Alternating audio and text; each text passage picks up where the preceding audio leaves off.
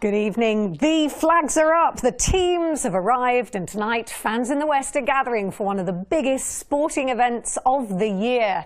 Our region is playing a key role in what's set to be the biggest Rugby World Cup yet. So, 4 of the games are being held at Gloucester's Kingsholm Stadium. Economically, it is big news too. There's one report that's suggesting that it'll bring in £48 million to the city. Then there's the players, 23 of them, who usually play for Bath, for Bristol and for Gloucester, now ready to compete for their countries. And all of that is before you even count the fans. So let's go straight to Gloucester now, as our reporter Steve Nibbs is in the lucky position of being with some of them. Steve.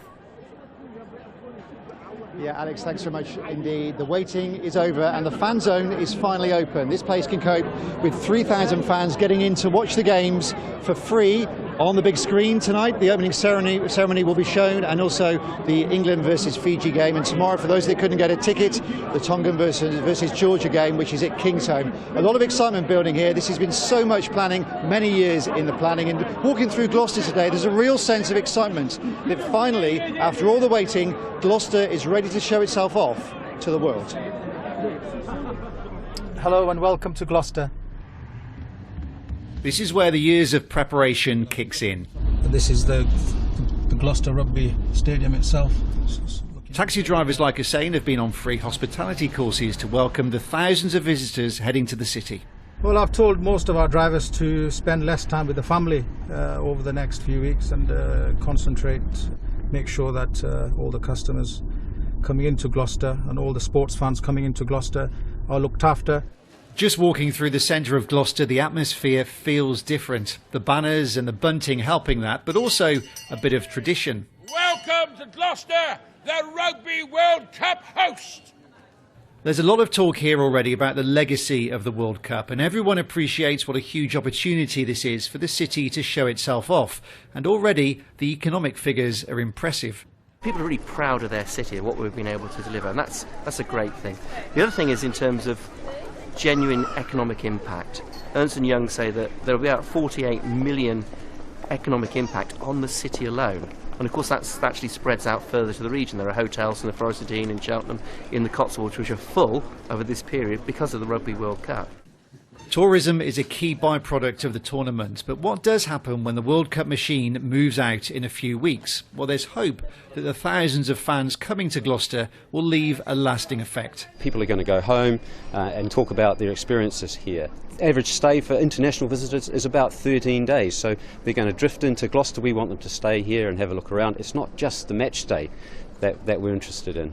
With the millions of pounds coming into the city, everyone's trying to get a share, and of course the cash tills will hopefully be ringing in some of Gloucester's more fanatical rugby pubs, hoping that the Tongans, the Georgians, the Japanese, Argentinians, Scots and Americans would at least pop in for a pint. We've geared up with extra stock and extra staff, and we'd like to embrace all the fans that are coming here, hence why we've sort of put a new mural on the wall. We're doing special offers for people.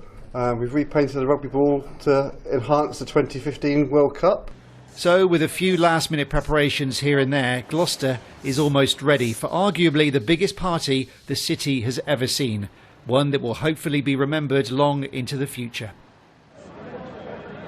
And not too many hangovers either. With me is Paul James, the leader of the City Council. Paul, I've been speaking to you about this for 3 years now. You were instrumental in bringing the World Cup to the city. How are you feeling tonight? Well, it's very exciting. It is been 3 years in the making, but now it's really here. That the whole city has got behind it. They're enthusiastic. That atmosphere around the city's building, and we're looking forward to the first match tomorrow. What do you hope, once the World Cup moves out of the city, what do you hope is left? What is that legacy that you wish for the city? Well, the legacy will take a number of forms. It's the economic benefit, the return visitors, the increase in sporting participation, the amount of volunteering that people undertake, and I think just the fact that people will see that Gloucester's been put on the map and will really be a city on the up even more than we are already. Isn't it a bit of a challenge though, because the atmosphere is great now, everybody's being carried along by the World Cup, but once that goes away, it's the challenge of people like you, Marketing Gloucester and other agencies, to keep that up and keep that momentum going. Well, we certainly do want it to build on everything that will be achieved through the Rugby World Cup. We've got lots of exciting plans through regeneration, a very diverse events programme. Just for example, next year we're celebrating 800 years since Henry III was crowned in Gloucester. So there are all kinds of quirky ways that we can keep the excitement going in the city. But having the Rugby World Cup here is very special indeed. I know it is. Paul, for the moment, enjoy the game tonight and the opening ceremony as well. I was looking around for Scrumpty, actually, the mascot. He was here at lunchtime doing his limbering up. He's disappeared tonight. But we will be back here at the Fanzone later. Our sports editor, Ali Durden, will be looking at the ones to watch from the West during the Rugby World Cup. But the atmosphere here, I can tell you, it's just starting to build. It's a bit subdued at the moment, but I assure you it will get better when this place is full of 3,000 people ready for the opening ceremony and the England game later on tonight. I don't know, it doesn't feel that subdued. Thank you very much for that, Steve.